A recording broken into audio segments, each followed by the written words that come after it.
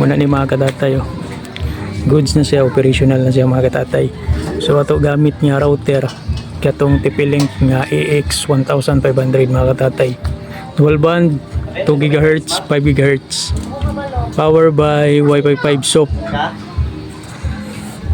Muning karaan niya nga antenna mga katatay yang access point. Compass.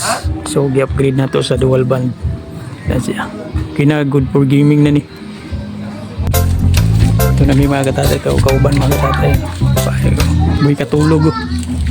Boy tulog.